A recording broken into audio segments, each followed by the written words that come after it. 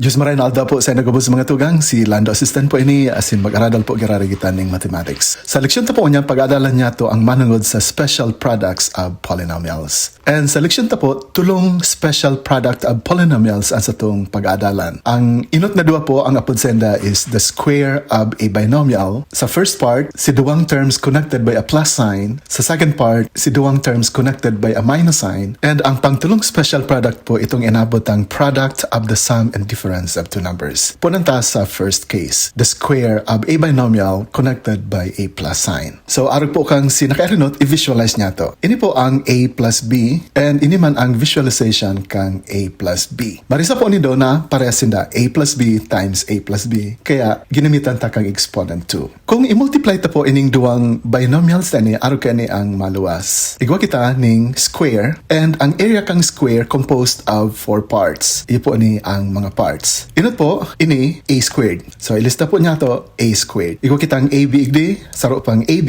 so 2ab, and ining huri po is b squared. So, yun na po ini ang inaputang square of a binomial. Geometrically, iko po kita ning square na ang side niya is a plus b, and ang area niya is composed of 4 parts. Ining a squared, ining ab saka ab na na-combine into 2ab, and ining b squared, kaya ang result is a trinomial. And dito na po siya pwedeng i-simplify pa, kaya ang simbag po is this trinomial. Hilingon ta po kung paano ini gamiton. Halimbawa, iko kitang problem, the quantity p plus 7 raised to the second. So, yung gayo po ang form niya ining square of a binomial. Ang first term si p, ang second term is si 7. So, isurat po niya to ang formula and irelinyada niya to. So, mahiling po nindo na ang satuyang a is p, ang b is 7, ang exponent 2. That is equal to the square of the first term. The first term is p, so p squared po, p squared. Plus twice the product of the first and the second terms. So, twice the product of the first term, which is p, and si second term po, which is 7. Kaya 2 times p times 7. And ang last po is squared ta itong last term, 7 squared. Then simplify. So, kopyaon ang p squared, i-multiply ang middle term, 2 times p times 7 becomes 14p, and 7 squared is 49. And yun na po yan ang satuyang simbag, which is letter b. Sarap pa pong example. Halimbawa, ikaw kitang the quantity 3b plus 5 squared. So, aram ta po na ang result niya is a trinomial. So, automatically, A cannot be the answer and D cannot be the answer also. So, pilihan ta po ang letter C or letter B. So, paano ta po pipilihan ang tamang simbag? I-squared ta po itong first term. Yang gusto sabihin ka ni A squared. And ang square kang 3B is 9B squared. Na, yun na po ini. Then, twice the product of the first and the second terms. So, i-multiply po ang 3 times 5 is 15, dublihon, 30, and then copy B. Kaya 30B ang yanig di. And then, lastly, i-square ang 5. 5 times 5 is 25. So, ang simbag po is letter B. Ngunyan po, paano kung imbis na plus sign, naging minus sign po igdi? Visually, medyo masakit-sakit i-imagine ang A minus B times A minus B. Pero araw po kayo nang gibuhanta. Mahiling po nido na igo kita igding A,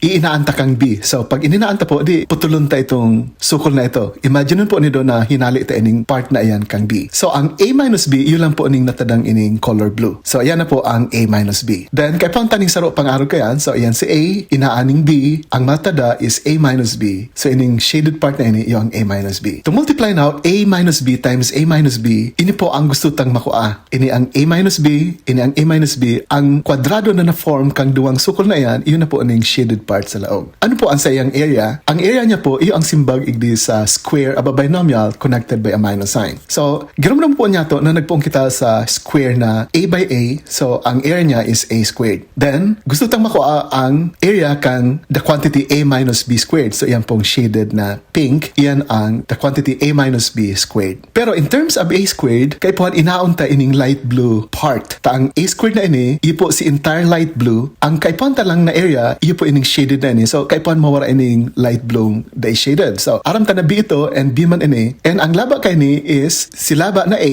sa kasi lakbang na B, ang product niya is AB. Kay po tang inaon yan. So, minus AB. And kay po man inaon pa ining nasa irarom. Pero, may problema po. Marisa po nido na may overlap igdi sa areang ini. So, kay puan, ibalik ta ito, tadublita siyang na-subtract. So, ibalik ta plus B squared, which is this area. Then, igwa pong like terms, minus AB is minus 2AB, and kopyahan si duwang nasa puro. Yun na po ni ang formula kang square of a binomial kung connected sinda by minus sign. So, ini pong A squared minus 2AB plus B squared, iyan po ang area ka ining pink square representing the square of a minus b. So hilingon ta po kung paano ini ina-apply sa pag-solve ng problem na araw kani. So we have the quantity 5b minus 7 squared. So again, ilista mo na ang formula and saro-saroon na i-substitute. Ang sa tiyang a is 5b, ang sa tong b is 7. So kopyaon man ang form na a squared. So square of the first term is the square of 5b minus twice the product of 5b and 7. So minus 2 times 5b times 7 and then square si b. So agwanak tang 7 squared. Then ining part pong ini gamitan tang log exponent. Si 5b square on naging 25, si b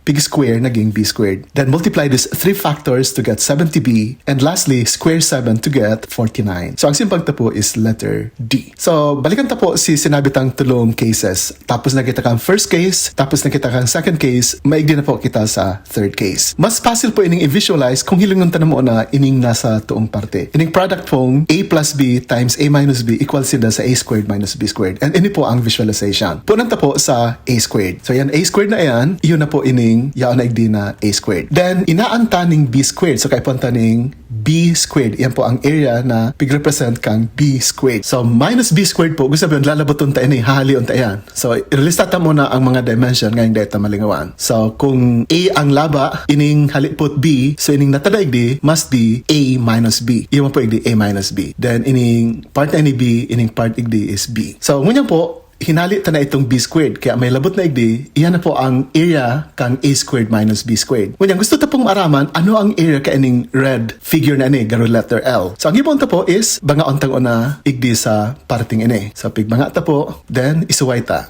Then, i-position ta po nganing makaform kita ning rectangle.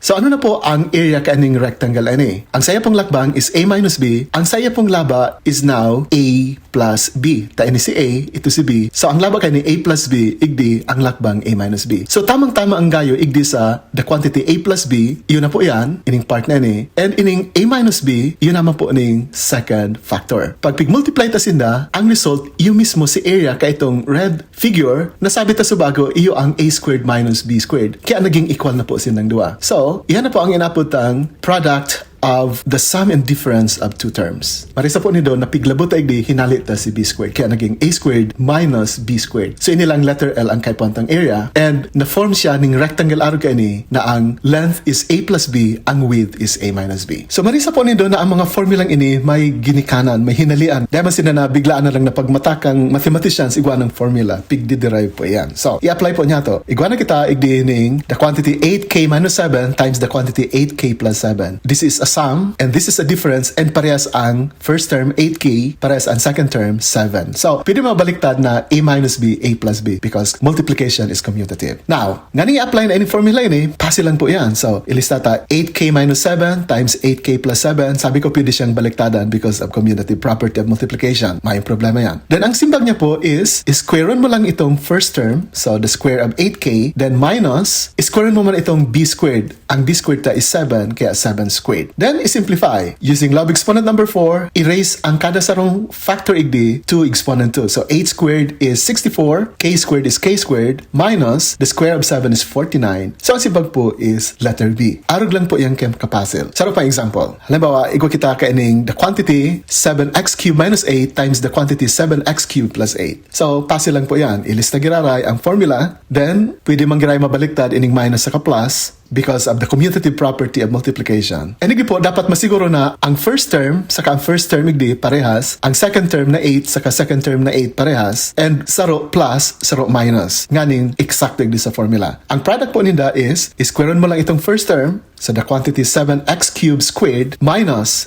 po igdi, then squareon mo itong sunod na term, 8 squared. Then, applying log exponent number 4, the power of a product, yun na po na yung ma-result. 7 squared is 49, x cubed raised to the second, using log exponent number 3, imo-multiply po itong 3 times to get 6. Then the square of 8 is 64. So ang answer po is letter D. So arog lang po yan kayang kapasit. So salamat pong maray. Dahil po malingaw na mag-subscribe po sa Satuyang channel, igdi sa Bicol Math Avenue, sa Satuya pong YouTube channel at Math Avenue. Ini po si Lando Assistant, taga Calabanga.